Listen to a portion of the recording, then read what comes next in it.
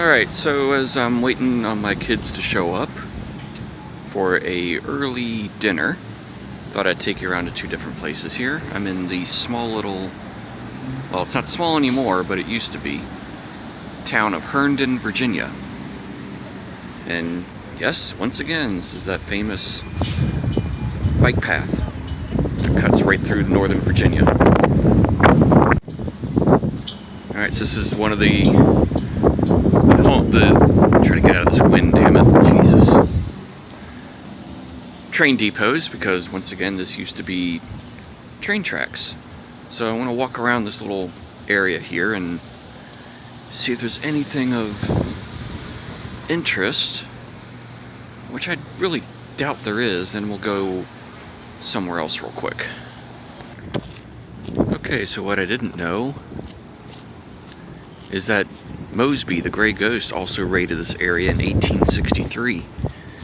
Disguised him and his raiders as Union cavalry, came into town and captured a lot of goods on the train depot, along with 25 prisoners and Major Wells, who was hiding, they said, in one of these structures here, up in the attic, and he fell through. That's the only reason why he got caught. He fell through the floor. Alright, so I don't think you can get in, but here's kind of what it looked like in the caboose. Not sure how well that's seen. Yeah, it's pretty comfortable. I've always thought about buying a train car and fixing it up. Let me see if I can get in on the other side. Yeah, it's locked up. Oh well. Not sure you can see in here either. Got all the conveniences of home. Alright, let's move on. Alright, still set up for like an old town feel. I guess kind of like a Mayberry or Leave It to Beaver type of setting. More like a Mayberry, I guess. And there really isn't much to it. I think get down to this street right here, and that's the end of it. So that place is really good. I haven't had their bread in probably over 10 years. Let's see what's down this way. Alright, so that's basically it. I did forget about this restaurant, Russia House.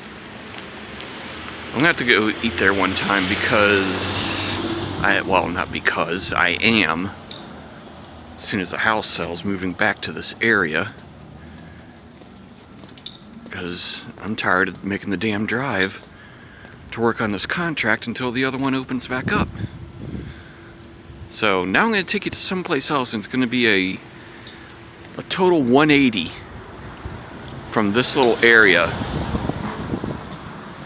just 5 minutes down the road. And just 5 minutes down the road, you got this.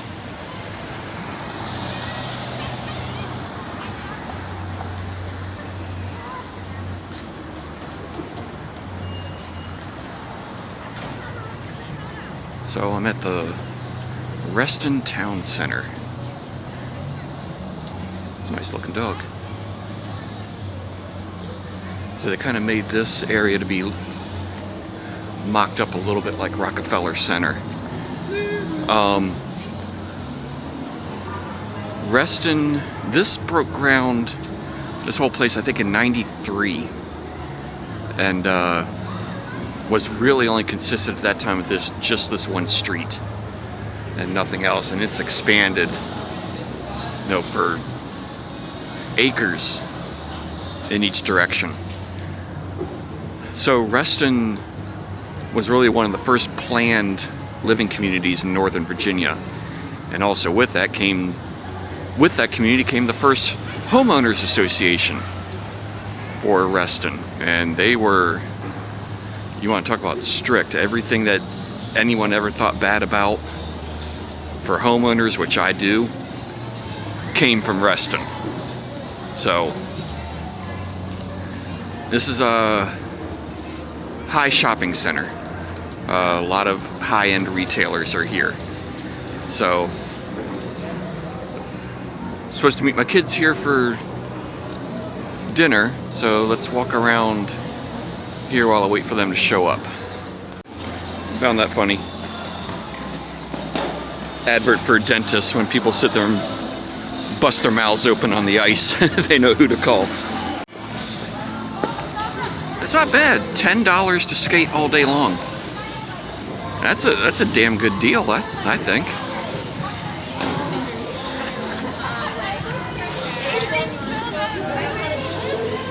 So here's some more of the back end area.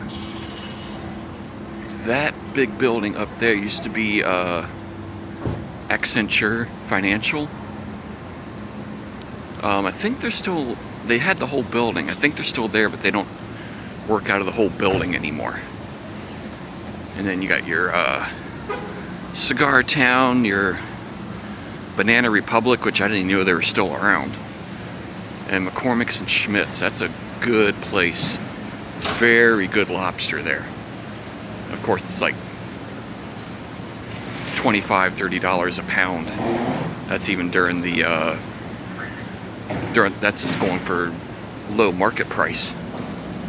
Okay, so at the end of the street, you see those two buildings on the right and in the center. Those are condos, and just beyond those two buildings is an apartment building. So the condos here are a one-bedroom condo, which I think is about 700 square feet. Goes for $375,000. Rent for a one-bedroom, same amount of square footage, you're talking anywhere from probably $2,100 to $2,800 a month. That's not even including utilities. That's just for the rent. So this place is very expensive to live. Some more. Even though it's like oh god, what, 35 degrees outside? Freaking cold beer would taste so good right now.